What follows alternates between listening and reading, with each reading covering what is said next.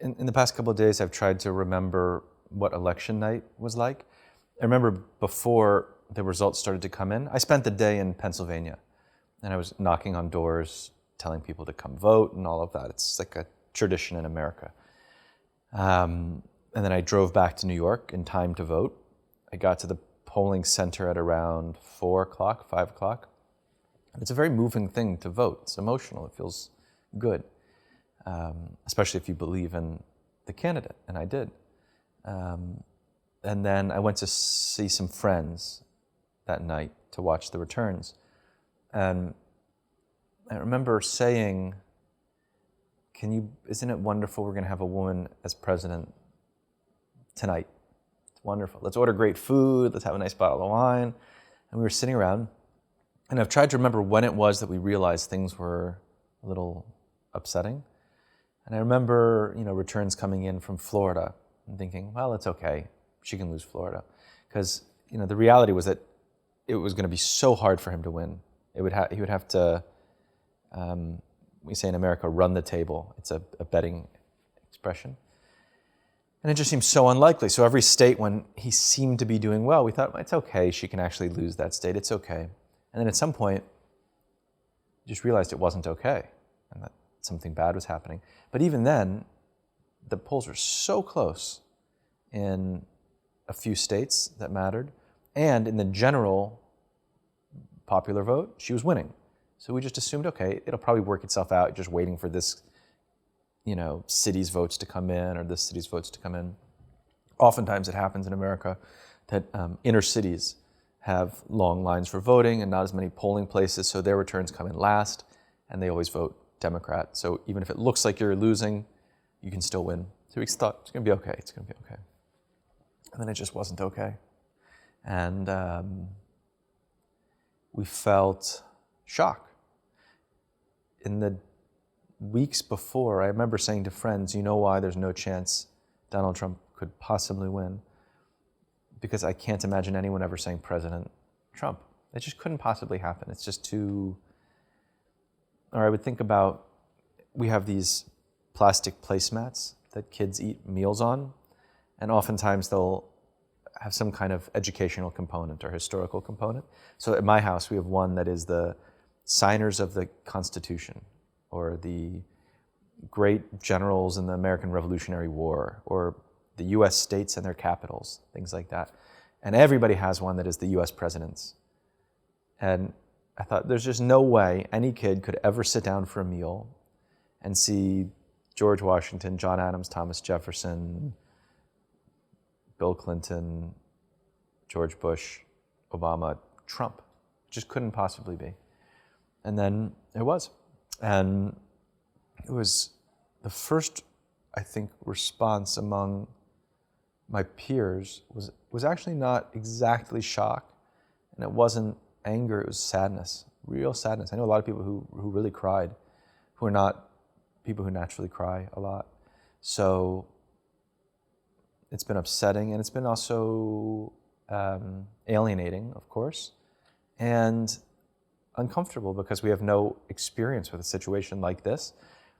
When Bush was president, it wasn't good, and people wanted to resist his agenda, but we kind of knew where we were. We had experience with it, and we didn't suddenly feel that the train was off the tracks. We just felt like somebody was representing us who had very different beliefs in how to do the right thing. But even if you hate Bush, even if you think he was a monster, he's a person worth respecting, And so you know how to deal with a person worth respecting, a person who, even in his ignorance or even in his wrongheadedness, will be fairly consistent. Like, you know that he is pursuing a set of values that you disagree with, but you know what they are. And Trump is just so different. Nobody really knows what his values are, and nobody knows what appropriate means of resistance would be. So, we go to marches, and that feels good. I don't know if it actually is good. When the immigration ban came through, people went to airports, which did seem to be good and effective. It created a different kind of optic, and lawsuits were filed against the administration, which seemed to be effective. Do people like me write op-eds, or is that just narcissistic? I'm not really sure. Is going to a protest narcissistic, or is it effective? Is civil disobedience appropriate, or is it in its own way un-American? I don't really know. And that not knowing, the discomfort of not knowing what you're supposed to do or what you can do, is itself very upsetting. I think people cried for different reasons. A lot of people I know who were most upset have children, and many of them have daughters. And to feel that we live in a country that was incapable of electing as able a human being, forget about if she's a man or a woman, that we're likely to see, and instead chose somebody who is a very well-documented misogynist, and worse than a misogynist. He's an abuser, and a really abusive person toward women. You just can't believe we live in that world in the year 2017. But also I think the question of what kind of world are we creating for our kids, and what kind of America are we creating for our kids? How will they look back at us? How will they look back at this time? Will they even be looking back from America, or from somewhere else? I think that just as the election awakened a kind of shame, it also awakened a pride that we maybe didn't realize we exactly had. And it was just a very powerful stew of emotions. Nobody's really known how to talk about Trump, in part because nobody knows exactly who Trump is. So it's easy to say, can you believe this asshole is our president? It's easy to say, I'm not prepared to accept that this is actually the world we live in. But that kind of conversation runs out of steam really quickly and starts to feel bad. And the conversation you want to have is a generative one about this is what we can do, this is what we ought to be doing. So in the beginning, those conversations just sounded so foolish, like we need to topple the government. Well, you can't topple the government in America, and you shouldn't topple the government in America. Then you wouldn't be in America, you'd be somewhere else. So what form can the conversation take? I should write to my senator, but that feels like measuring the temperature of the iceberg when the Titanic runs into it, It just feels too little too late. Everything feels like too little too late. But in part it's because we've been responding to an abstract rather than a specific. And I think here's a place that Trump made a huge mistake. Like, he could have remained in the abstract for a little bit, a month or 2 months. People would have gotten used to the idea. Like, Trump's our president, it stinks, but he's our president. And it would have become the new normal. But instead, he gave all of these concrete measures for people to resist, and measures that there are concrete ways to resist. So if you're going to ban people coming into the country, you go to the airports. It just makes sense. You file lawsuits through the ACLU or the Justice Department. He would have done himself a huge favor, because there is a certain amount of goodwill when somebody becomes the president, because everybody says, okay, he's the president. You probably heard Obama's speech and Hillary's speech where they said, look, he won. Like, we want him to succeed. That is what it means to be American. He could have taken advantage of that, but he didn't. And really estranged people who might otherwise have found ways either to kind of tacitly support him or at least just ignore him. But he's made himself impossible to ignore. And now the conversations are becoming more concrete in response to the concrete things he's doing. I think different writers feel their moral or political responsibilities very differently. And it's not really a conversation that's had, at least not yet. Or if it is, it takes the form of, would you sign this petition? Which is kind of silly. Petitions, who in America cares if 500 writers say that they are somehow against Trump? Who cares? Nobody cares. Not even the 500 writers care, really. So what matters is, in America, and maybe in Europe as well, although I think even more in America, we have these contests of personalities rather than contests of ideas. So I don't believe America has moved to the right. I think it is probably continuing to move to the left. The question is, who will frame what's at stake, and how will they frame it in a way that's believable? So, Obama had no experience when he ran for president, and he was young, and it would be easy to dismiss him as naive. And he was running against people like Hillary, who on paper would seem to make much, much better presidents and candidates. But he had a power to move people to believe in him. And so you start with that, you win the election, and then you advance the agenda. And Trump was much better at doing that than Hillary. He had a talent for inspiring people to follow him. So what I think Democrats and liberals really need is not necessarily going to come from the ground up. I mean, it will be helpful and it's necessary to just create the impression of resistance, to have lawmakers know that they're being watched, that they might lose their next elections if they don't also resist. But what's really needed is a leader, somebody to step forward and say, here's the deal, follow me. And I went to the march in New York, and it was really wild. I've never seen so many people ever in my life, anywhere. But it felt very sort of dispersed and fragmented and kind of light. And what was missing was somebody at a microphone to say, follow me, here's what we're going to do. A lot of people have the energy to follow, but don't know what to do if not led. It's not impossible to imagine in 4 years America being in a better place in the sense of having more progressive values and a more progressive identity and more progressive political leaders than if Hillary had been elected this time. Because it's possible, it's not necessarily likely, but it's possible that Trump will activate all of the young people who have not been politically engaged, who haven't even voted, much less done anything in terms of making noise or creating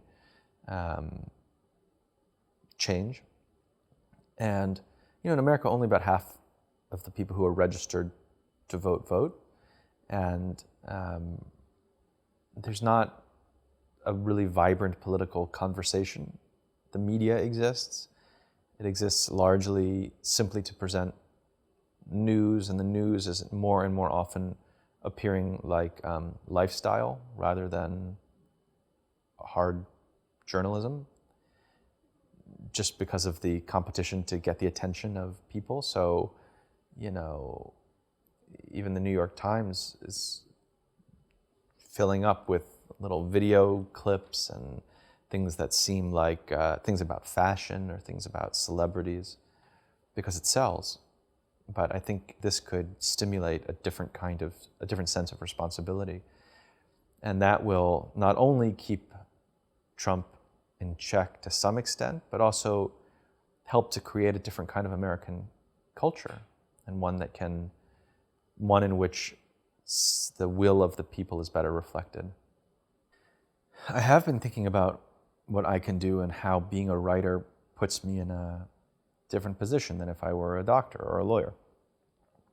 And I don't really know what I will do.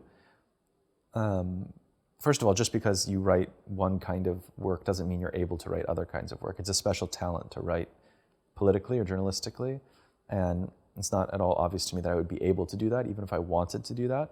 It's also not obvious to me that it would matter. The influence of writers is extremely small in the United States, and it tends to be sort of insular, like you're preaching to the choir, and so it can be just narcissistic to be another person saying how bad everything is.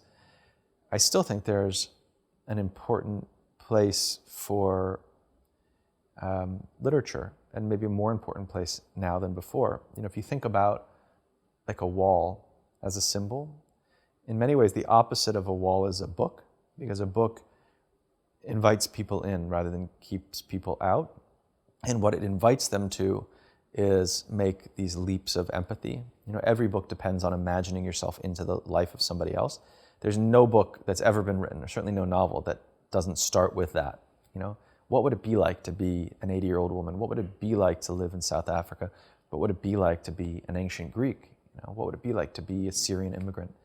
And the solution to these problems is not going to be empathy or compassion alone, but the solution will never come about without empathy and compassion. So I think one can make a mistake actually in suddenly completely reorienting yourself toward what you think is more effective, but is actually less effective.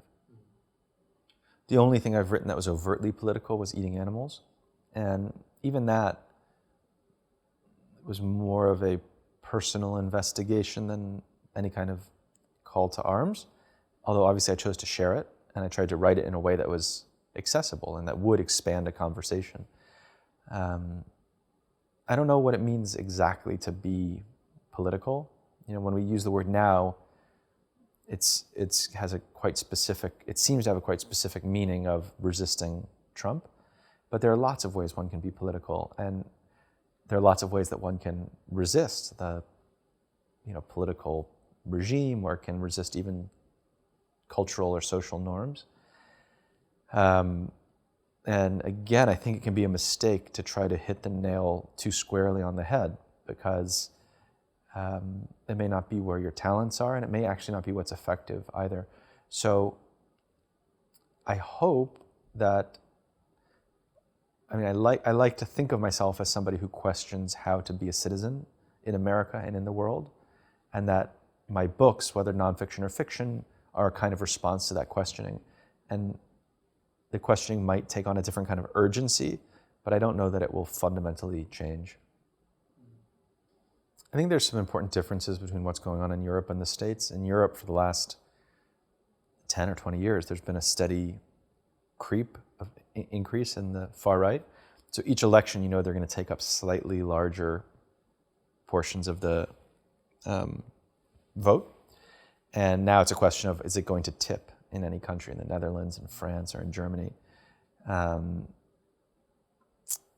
In America, we had an African-American president for the last 8 years, quite progressive president. And now we have a situation that has just flipped. It doesn't seem to be, there's no way in which it could have been predicted as, let me put it this way, without Trump as a candidate, nobody would have predicted this happening. If Marie Le Pen were to disappear tomorrow, the far right in France would not disappear tomorrow. She would be replaced by somebody else, because I think it's more ideas that are at stake there rather than personalities. If Trump were to have lost, Hillary won by more than 3 million votes. If a few thousand people had voted differently in a couple of states, we wouldn't be having this conversation right now. Nobody would be questioning America's identity. We would say, yes, this is as good. Phew, thank goodness. If Trump would have lost, he would not be replaced by another Trump. He was the embodiment not of racism, not of ignorance, not even of populism, but of a frustration that a system isn't working, and it isn't working on the level of class and income.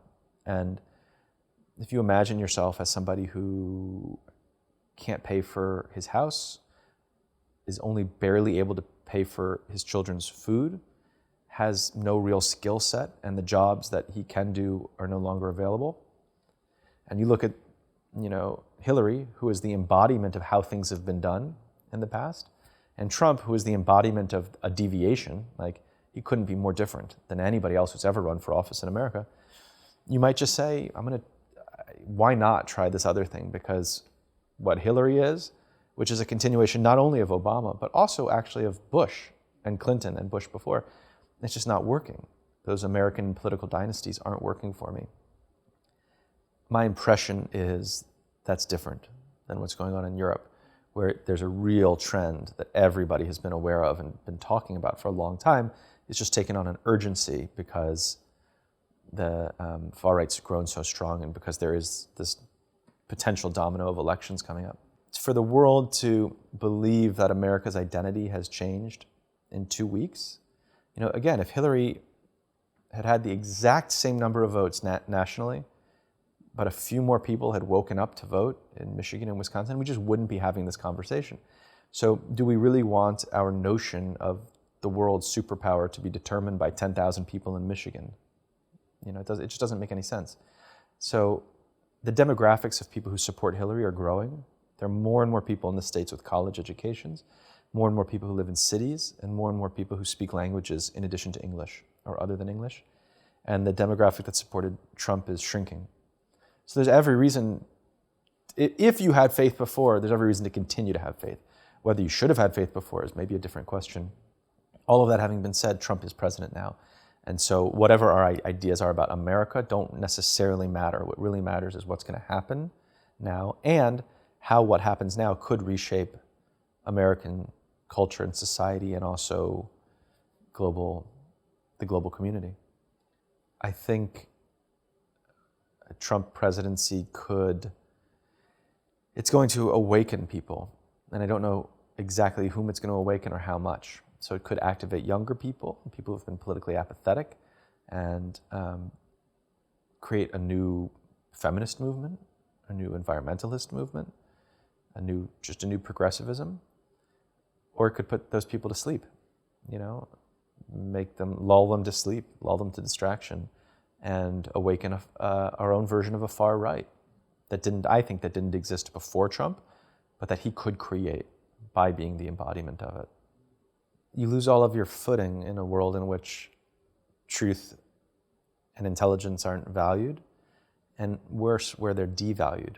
It's one thing just to say, I have alternative facts, or I don't need to have gone to an Ivy League school in order to lead a country.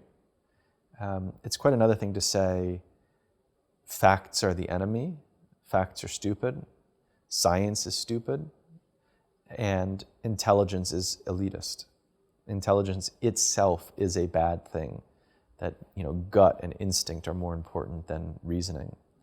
And that seems to be his perspective, and it's like being in quicksand. There's nothing to hold on to. If you can't refer to facts, and if you can't reason through an argument, there's no traction. He's not really stepping the line into fiction. He is a very real person doing very real things. He's just stepping into things that feel familiar to fiction, a kind of surreality or like farce, something almost apocalyptical or science fictional. And again, I think the important thing is not to get lulled to sleep, not to accept that as the new normal, but to be very vocal and vigilant about what's wrong with it and how to correct it. I think there's no difference between my hopes as a writer and as a citizen. In the short term, it's to resist things that are bad for the country and bad for the world. And in the longer term, it's to create an alternative infrastructure, to, on the one hand, stop what could happen, on the other hand, replace it with a new kind of awareness, a new activism, a new enthusiasm for social justice and progressive values. I'm worried. Depression is a narcissistic response because it's not about you, and being depressed isn't going to help anybody. It's not going to help a Syrian who wants to get out of Syria. It's not going to help a kid who can't get health care. It's sad, but you get over that because you're an adult and you try to do something in response to it. And it's so early, and we're just figuring out what's going on. But people, myself, many people, are trying to figure out what can be done and what our role in the change could be.